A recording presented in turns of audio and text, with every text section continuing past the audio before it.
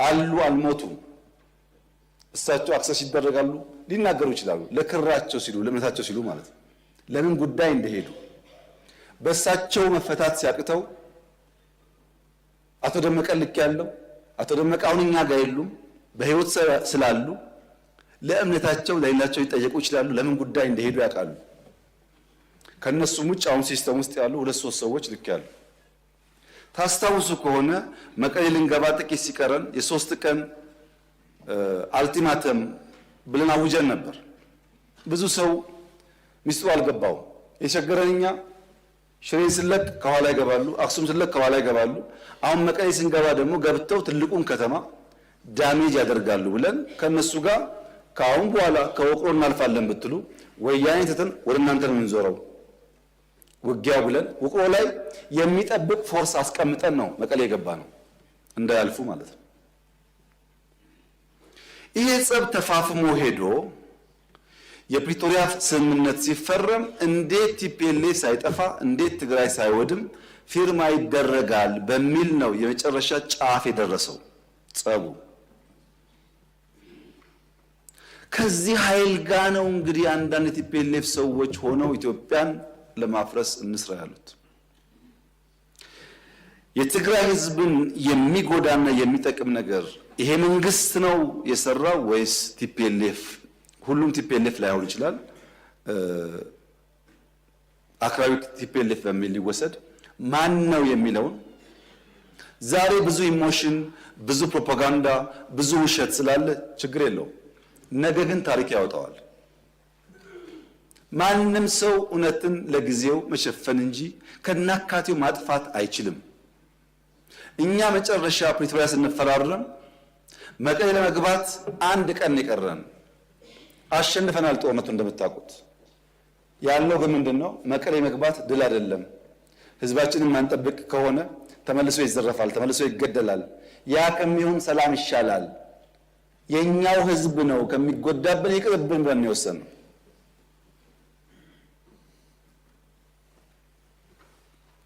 ዛሬ የቲፒኤልኤፍ አንዳንድ ሰዎች ያላቸውን አቋም ሳይ ምን ያክል ህዝባቸውን እንደሚጠሉ ምን ያክል የህዝባቸው በደል እንደማያማቸው ነው የሚገባኝ። ድሮም ብያለሁ፣ አሁን ደግማለሁ። እኛ እውነት ስላለ በቅንነት ለህዝባችን ማገልገል ስለምንፈልግ ቲፎዞ ባይጮህ፣ ሶሻል ሚዲያው ባይጮህ፣ አክቲቪስቱ ባይጮህ እውነተኛው ፈራጅ ግን ስለሚያይ ማንም አያሸንፈንም። ማንም ቲፒኤልኤፍ በኤርትራ ወታደር ዘረፋ እንዳይካሄድበት ስንጠብቀው ኖረን አማራ ክልል ሲገባ ቲፒኤልኤፍ ያደረገው ነገር ያሳፍራል። ፋብሪካዎች አፍርሷል፣ ትምህርት ቤት አቃጥሏል፣ ባንክ ዘርፏል። የኢትዮጵያ መከላከያ ሰራዊት መቀሌ ነበረ በብቸኝነት ቲፒኤልኤፍን አባሮ ሻቢያን ሳያስገባ። መቀሌ አንድ ቤት የፈረሰ አታገኙም። አንድ ቤት ቲፒኤልኤፍስ ቢሆን አማራ ክልል መጥቶ እንደዛ አይነት ነገር ማድረግ ነገ ለሚቀየር ታሪክ አስፈላጊ ነበር? እንደዚህ ያለው ኢትዮጵያን ያላስቀደመ ለጊዜ ድል፣ ለጊዜ ሳውንድ ባይት፣ ለሚዲያ ጨዋታ የሚደረግ የፖለቲካ ስብዕና በዘላቂነት በራሳችን ህዝብ ላይ ጉዳት የሚያመጣ ብቻ ሳይሆን በታሪክ መነጽር ሊገባው በየነን ዛሬ ታሪክ እንዳነሳቸው በታሪክ ውስጥ ይነሳል። ታሪክ አያዳላም።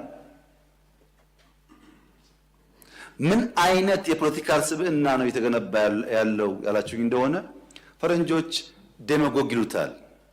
ዴማጎግ ፖለቲካል ካራክተር ያላቸው ሰዎች ወደ ፖለቲካል ሊደርሺፕ ሲመጡ የሚያስቀድሙት ምክንያት ሳይሆን ኢሞሽን ነው። ለምሳሌ የወልቃይትን ጉዳይ እንዴት እንደምንፈታ በህገ መንግስት አግባብ ብለን ከተስማማን በስተቀር ከተስማማን በኋላ ወልቃይት ካልተመለሰ ተስማምተው ፈርመዋል እኮ። ይሄ ዴማጎግ ነው። በትንሽ ስሜት ህዝብን ለመቀስቀስ የሚደረግ ነገር ማለት ነው። ዴማጎገሪ ቀላል መፍትሄ ነው የሚፈልገው። ዘላቂ መፍትሄ ላይ አያተኩርም። ቀላል መፍትሄ መፈክር በመፈክር ለውጥ ይመጣ ኖሮ ባለፉት 50 ዓመታት እንደ ኢትዮጵያ መፈክር አውጪ እኮ አልነበረም። በመፈክር አይደለም ለውጥ የሚመጣው። ይሄ ዴሞጎጊ ነው፣ አደገኛ ነገር ነው። ተቋም ማፍረስ፣ ከፋፋይ ሐሳቦች፣ ትረስት ማጥፋት የመሳሰሉ የዴሞጎግ ካራክተር ያላቸው ፖለቲካል ፐርሰኔል የሚከተሉት መንገድ ነው ኢትዮጵያ ውስጥ ያለውን ጉዳይ እያፋፋመ ያለው። በዘላቂነት ድል ያመጣሉ ወይ? በፍጹም። ለምን? ፕራግማቲስት አይደሉም። ፕራግማቲስት ማለት በየቀኑ ያለችውን እድል በመልካምነት የሚጠቀም ማለት ነው። ለምሳሌ ቅድም አንድ ወንድሜ ሲያነሱ የሚሰራው ቤት ለሀብታም ብቻ ነው አሉ። እኔ ያዋሪ የሰራሁት ለሀብታም ነው። ይሄ ዴሞጎግ ነው። እፍታ መውሰድ ነው። ፋክት አይደለም። መጥፎ ባህሪ ነው። ባይዘው ፋክትን እውነትን ዲናይ ማለት ጥሩ አይደለም። አርሶ አደር ይቀየር ብለን በየመንደሩ ያያችሁት በቲቪ የሰራ ነው ቤት የሚባል ያልነበራቸው ሰዎች ሽንት ቤትና ቤት ሶፋ ቲቪ እንዲኖራቸው ማድረግ ለሀብታም አይደለም። ስንት ሀብታምስ ኢትዮጵያ ያለና ነው።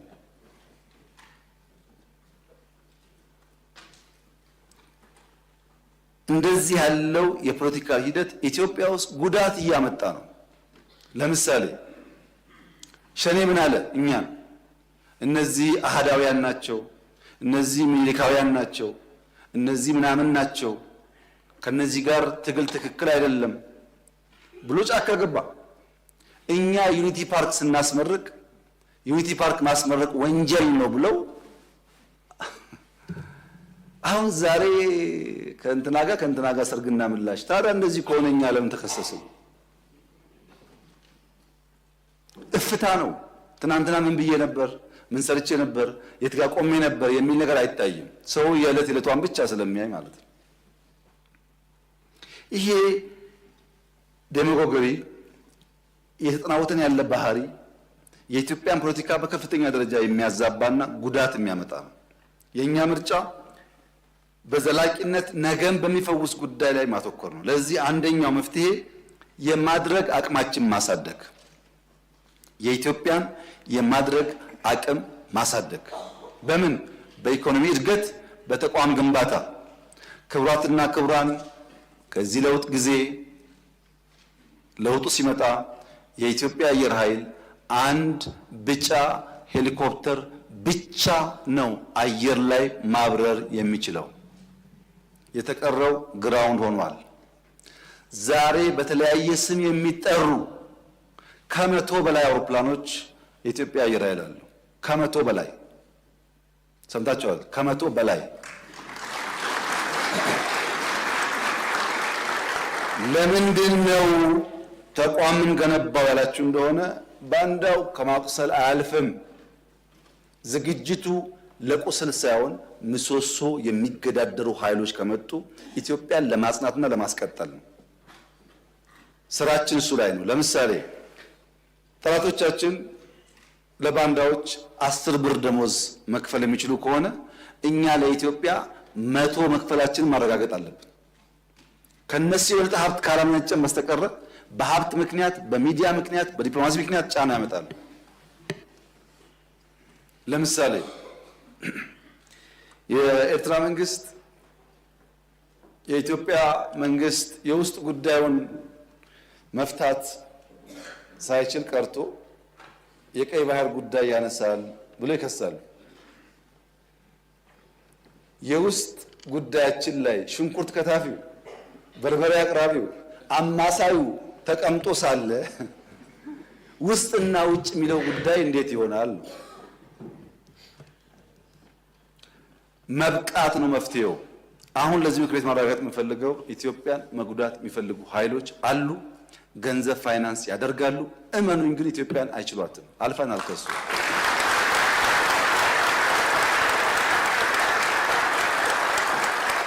ገንዘባቸውን ያፈሳሉ፣ ይከስራሉ። እኛ እንቀጥላለን ጉዟችንን። በውስጥ የውይይት በር ክፍት ማድረግ አለብን። ዛሬ ባንዳ የተባለ ሰው፣ ዛሬ ከኢትዮጵያ ተቃርኖ የቆመ ሰው ልብ ገዝቶ በቃኝ ካለ ሁሌ ክፍት መሆን አለብን። ቂም መያያዝ አያስፈልግም። የግል ጉዳይ አይደለም፣ የሀገር ጉዳይ ስለሆነ አንዳንዱ ተሳርቦ ሊሆን ይችላል፣ ጎርቶ ሊሆን ይችላል።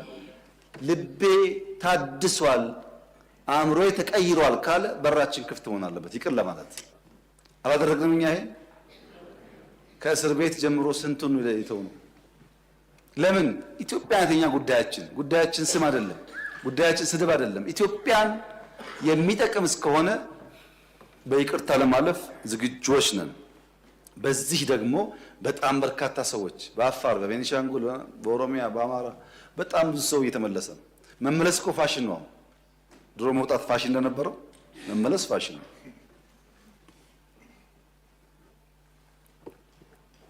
ማንም ሰው ለሰላም ዝግጁ እስከሆነ ድረስ ለመወያየትና ለይቅርታ ዝግጁ መሆን ያስፈልጋል። ለኢትዮጵያ ሲባል የግል ስሜትን ወደ ጎን ትቶ ማለት ነው። ብሔራዊ ጥቅም ላይ አሁን ያለው ሁኔታ በጣም ተሻሽሏል። በጣም ለምሳሌ በጫካ ያሉ አንዳንድ ግለሰቦች ብልጽግና ጋር ሲታገሉ ቆይተው የትግሉ አቅጣጫ መልክ ስቶ ባዳና ባንዳ መቀናጀቱን ሲያዩ እኛማ ጉዳያችን እንደዛ አለን ብለው የተመለሱ አሉ። እዛ ሆነው ምን አይነት ጥይት ቤት በኩል ምን አይነት ሬዲዮ የገባ እንዳለ መረጃ ይሰጡናል። ለአሁን ሲታይ ጠላት ናቸው፣ ግን በኢትዮጵያ ጉዳይ ላይ በኢትዮጵያ ጥቅም ላይ የመጣ ሲመስላቸው ደግሞ አእምሯቸው ተቀይሮ ልብ ገዝተው ለመከላከያ መረጃ የሚሰጡ ደግሞ ሰዎች አሉ። ለውጥ አለ ማለት ነው።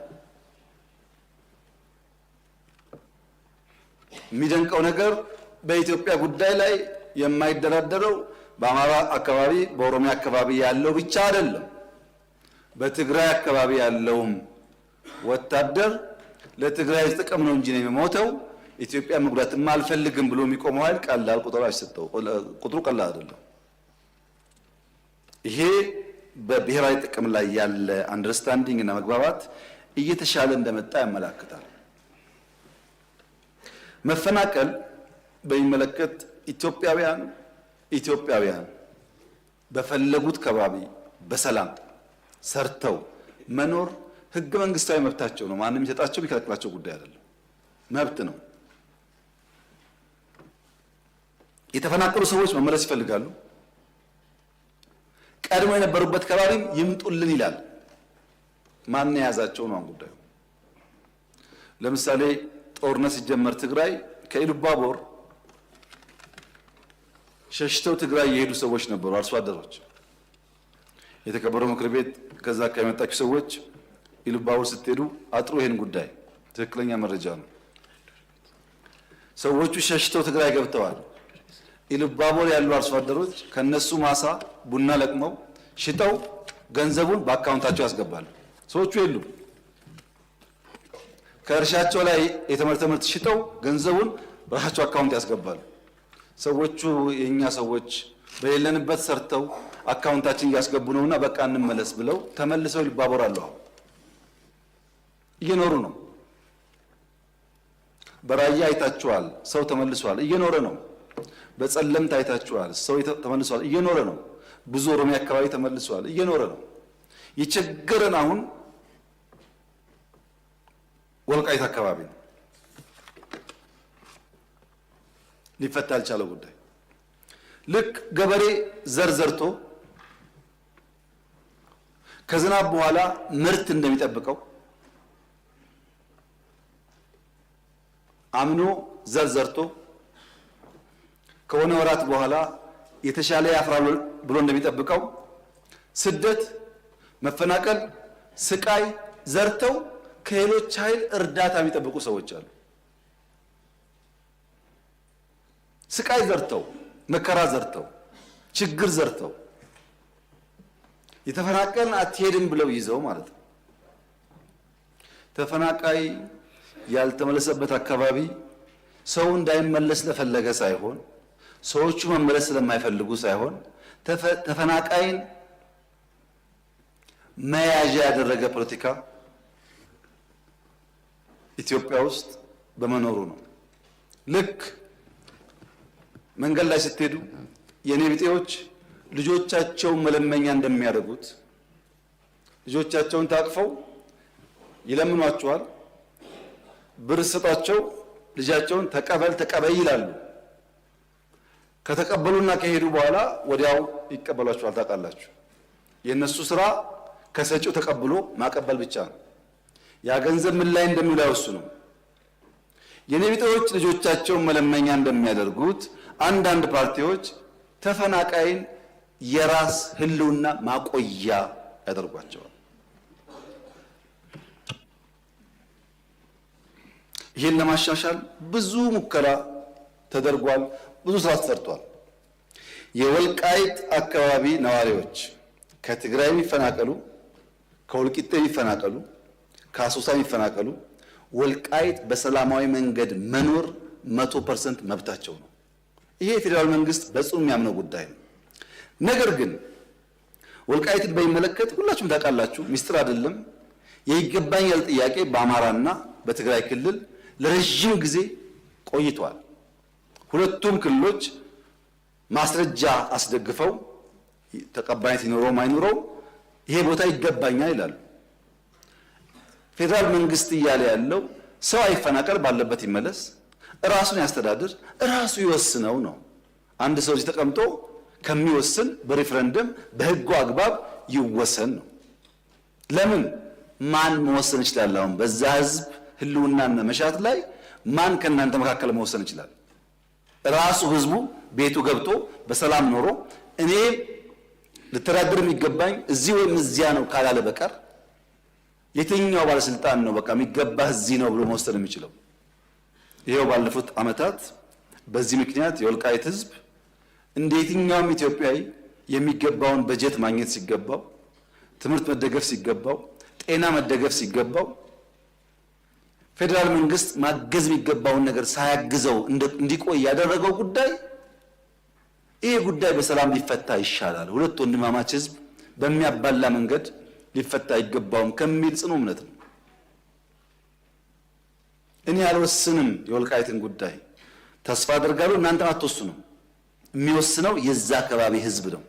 ለዚያ ፓርቲዎች አስቻይ ነገር መፍጠር የሚጠበቅባቸው ይመስለኛል። ነገር ግን ከትግራይ ሰው ተፈናቅሎ አማራ ክልል፣ ኦሮሚያ፣ አዲስ አበባ አይኖርም ወይ ያላችሁኝ እንደሆነ በትግራይ ውጊያ የተሳተፉ ወታደሮች የትግራይ ህዝብ አይደለም የተሳተፉ ወታደሮች አሁን ጫካ ብትሄዱ ስራ ላይ ናቸው፣ ፕሮጀክት ይሰራሉ። ወታደሮች አዲስ አበባ ውስጥ ሞልተዋል፣ አርባ ምንጭ ሞልተዋል፣ ሐዋሳ ሞልተዋል። ሀገራቸው ነው። በሌላውም አካባቢ ይሄ የአጭር ጊዜ ድልን ታሳቢ ያደረገ በዘላቂነት ህዝብ የሚጎዳ ነገር ማድረግ ተገቢ አይመስለኝም። በእኛ በኩል የወልቃይት አካባቢ ነዋሪዎች የተፈናቀሉ ዛሬ ከሰዓት እንኳን ቢመጡ እንቀበላቸዋለን። የኢትዮጵያ መንግስት አቅም በፈቀደ መጠን ኑሯቸው እንዲመቻች እናግዛለን።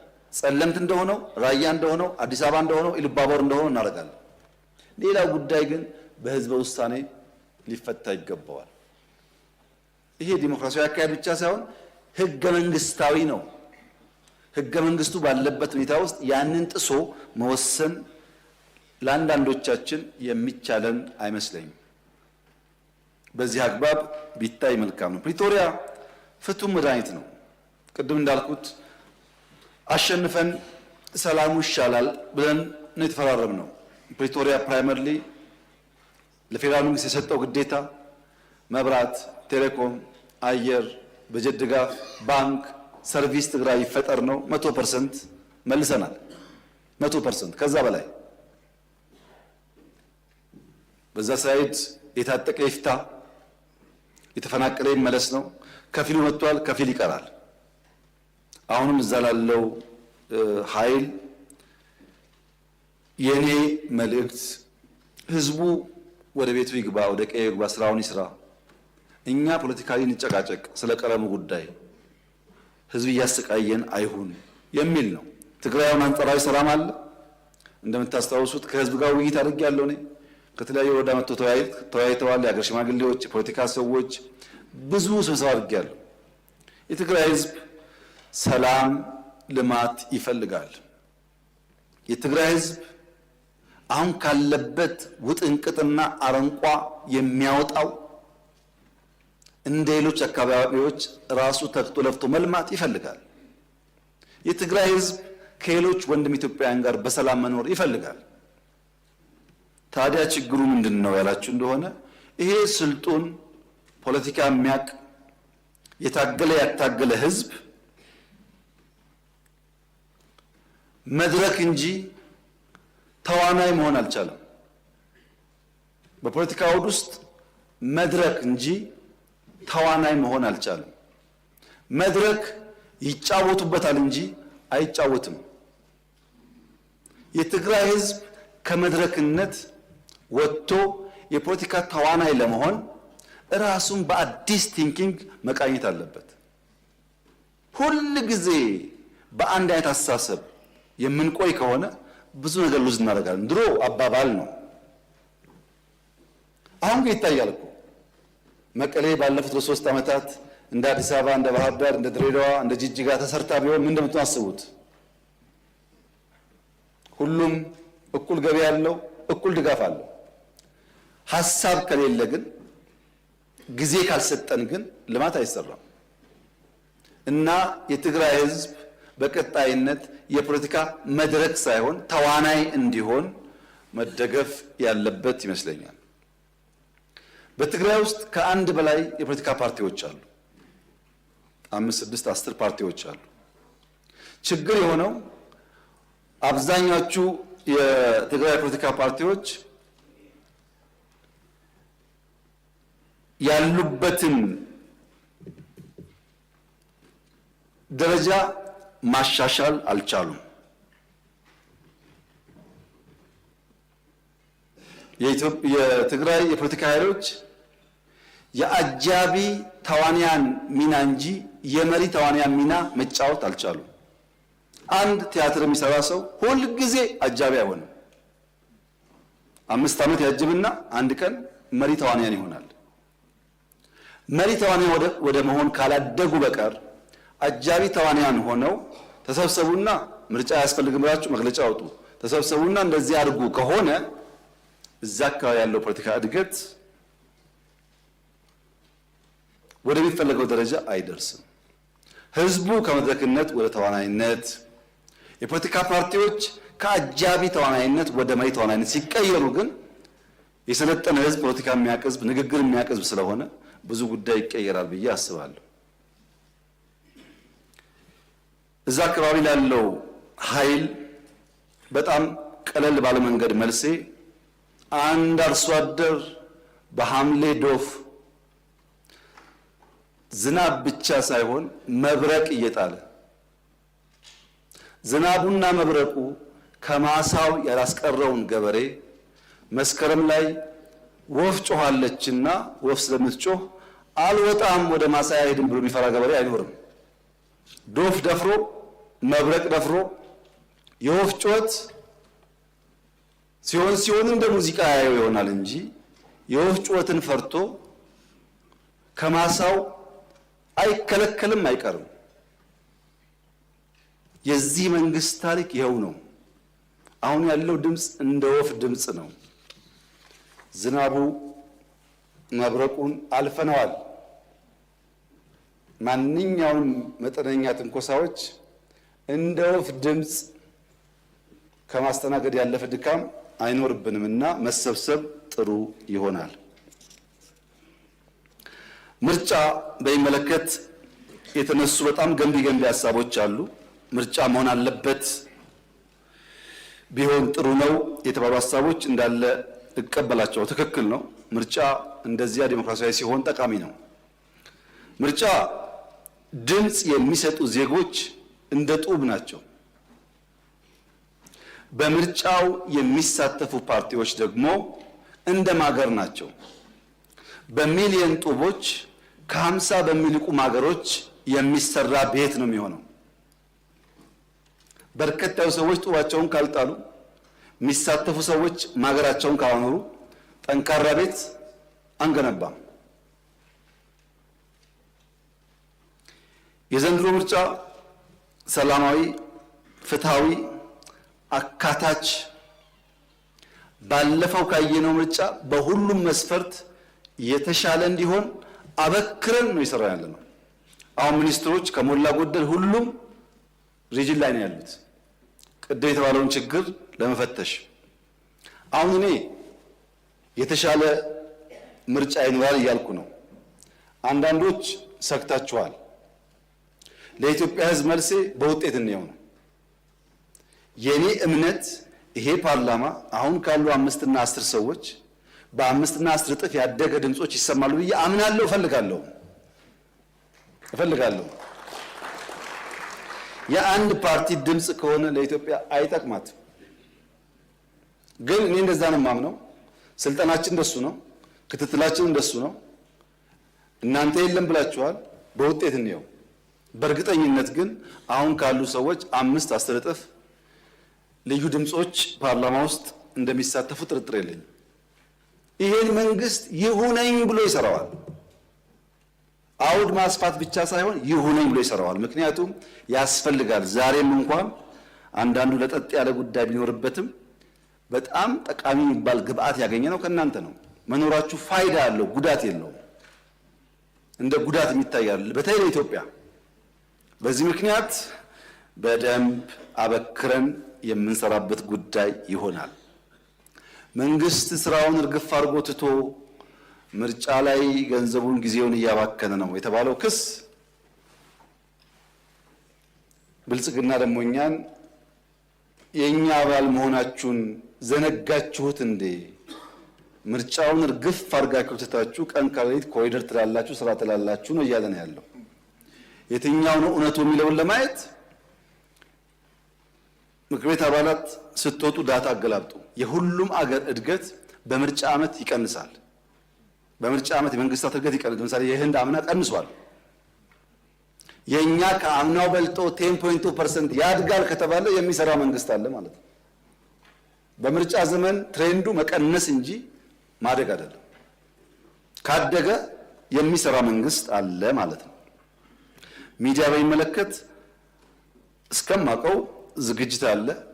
የሚቀር ነገር ካለ ምክር ቤቱ የሚዲያ ተቋማት ጠርቶ አቅጣጫ መስጠት ይችላል። ሚዲያ ለሁሉም በሚገባው በህግ አግባብ ማገልገል አለበት። ሚዲያን በሚመለከት ግን እንደ እግረ መንገድ ለማንሳት እንደ ከዚህ ቀደሙ መንግስት ምን ጠብቅ አይመስለኝም። ምክንያቱም ኢቲቪ ብቻ ሳይሆን የኔም ስልክ ሚዲያ ስለሆነ የእርሶም ስልክ ሚዲያ ስለሆነ ዩቲዩብ አለ፣ ፌስቡክ አለ፣ ምናምን ብዙ መንገድ አለ ህዝባችን የምናገኝበት። ብዙ የምንለምንበት ምክንያት ያለ አይመስለኝም። ብቻም ሳይሆን ወጣቱ የትኛውን ነው የበለጠ የሚሰማው የሚለው ጉዳይም አከራካሪ ነው እና ሚዲያ እንደ ድሮ አሳሳቢ ጉዳይ አይመስለኝም። ያም ሆኖ ግን የመንግስት ሚዲያ ተቋማት ሁሉንም በሚያሳትፍ መንገድ መስራት አለባቸው። እምነቱም አቅጣጫውም ይሄ ነው። ችግር ካለ በእናንተ በኩል ቢፈተሽ እኛም ክትትል እናደርጋለን።